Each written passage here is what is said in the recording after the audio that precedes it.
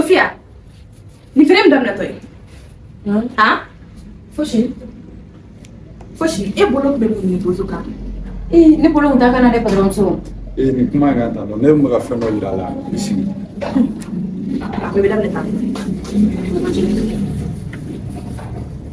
Bozo, ni frère na. Ni comment te fera ali. Ne donna Sofia ka so na sa. Ne tara ni soreno. Fais mon don, Sofia bora kapta fura sa harmasina. Atara ni nisa. Ni bio kono te fura ni. Mais ni même ni Sofia la so na. Fone ko Sofia manga fura india no ne kalaje. Mu ne fo. Ma fo ko ne to docteur Worea. Adu fle bolo ni. Non. Ni bolo ne redoro, e to kala mon ko. Be gani na ni mo.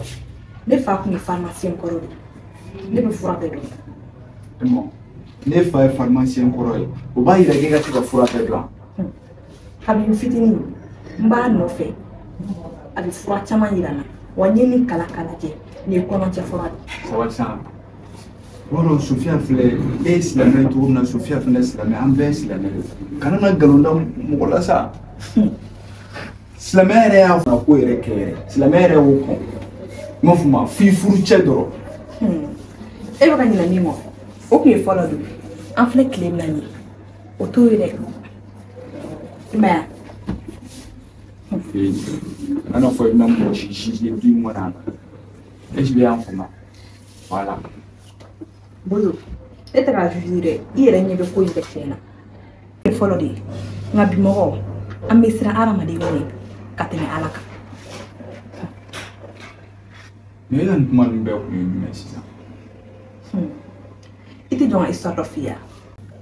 Odongo aradula ne a information mais. Ko almi falako.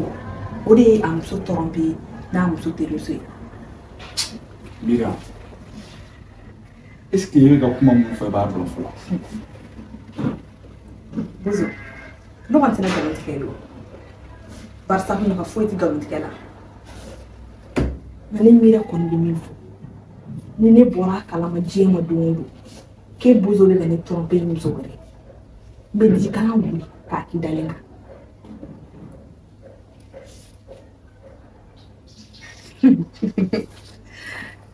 Le couleur est là ça. Ne pas arrêter son nom. Tiens. Bozo. Et Bozo. Bozo. Lève la son enfant.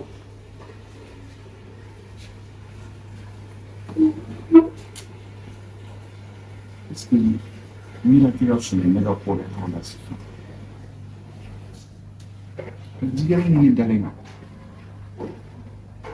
Ne faut que ni la ni remercier quoi.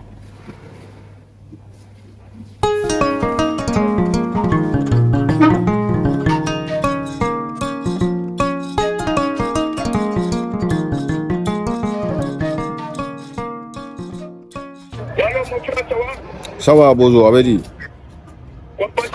Wallah, bah, c'est un il y a donc. Et il soit.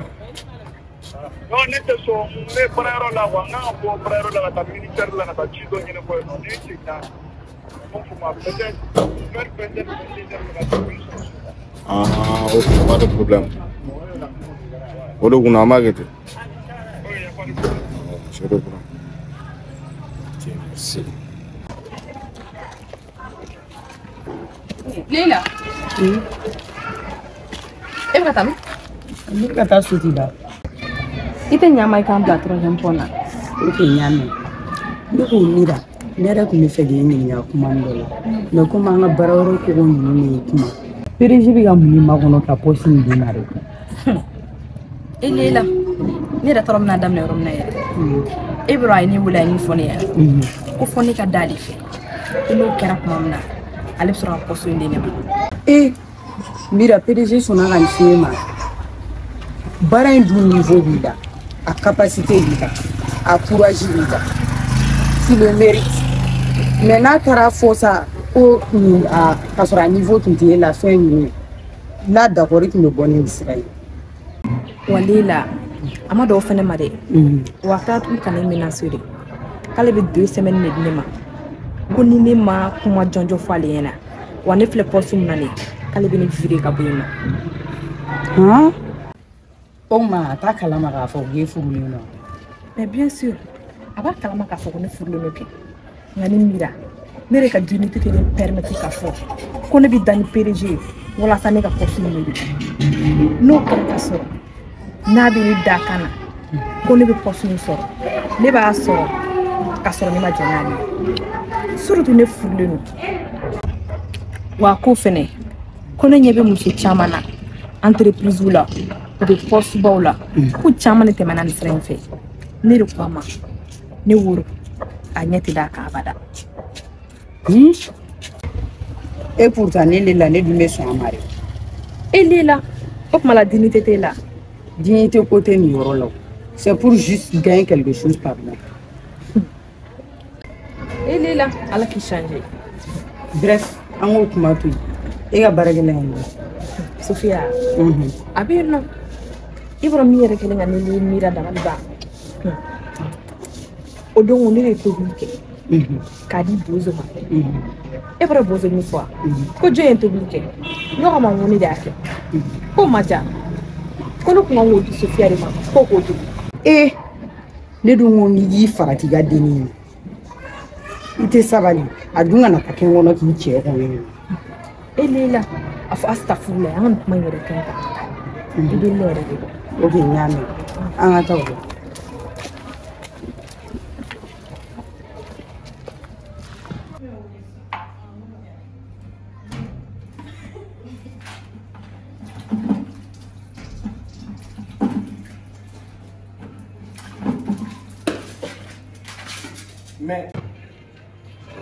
Mais e tun bɛ sɔn.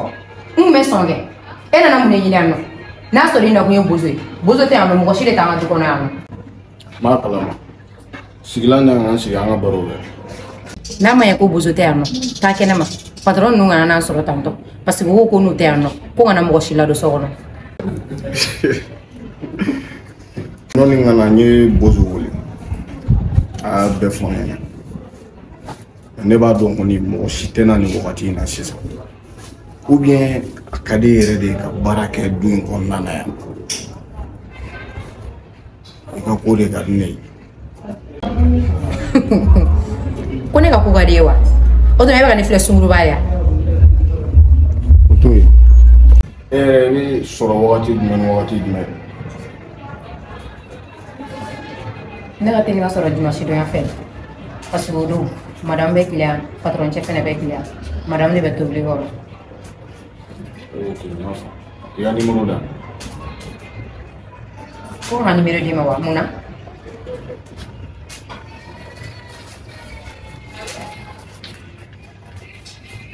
I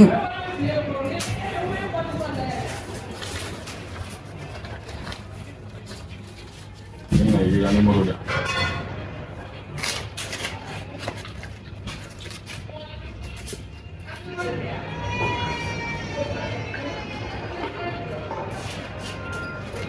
I bɛ se ka taa. Ok n y'a fɔ n b'i wele kɔ.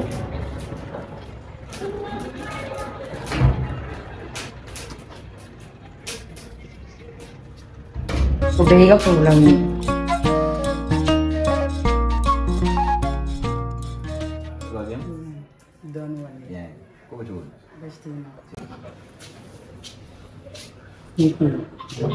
Depuis Mira ka mariage la a y'a décidé k'a tɛ kɔnɔ ta ka sababu kɛ a ka baara ye pour que a ka carrière kana tiɲɛ o tu vois ne dun b'a dɔn ko sini a b'a mérité i bɛ se k'a d'a ma.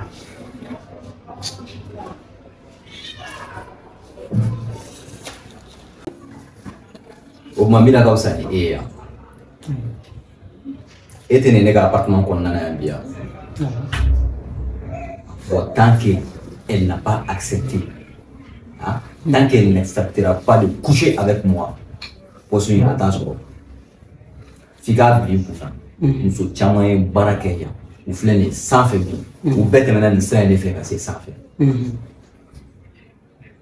i tulo bɛ n na Donc, n'a pas 4 ok. Donc, elle va se retrouver au chômage. Un point, c'est tout. Il y a fait moi. Mais, regarde-toi, et regarde la dégâts.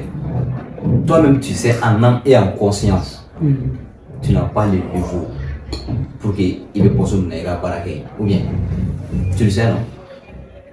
Donc, toi, tu viens chez moi, tu me satisfais, on fait l'amour, on fait un peu de tout. Donc, c'est-à-dire qu'il allait se régler les boulots, quoi. Mais pourquoi ne serait une femme, c'est-à-dire que pourquoi elle refuse de coucher avec moi? Mais n'a pas qu'à toquer. Si elle ne veut pas coucher avec moi, donc tant pis. Bon, moi, je n'ai pas le choix. Ce que tu me dis, je le fais. Ou bien? Ok, il n'y a pas de problème. En tout cas, continue sur ce plan. D'accord? On y va au bureau. Ok, allons-y.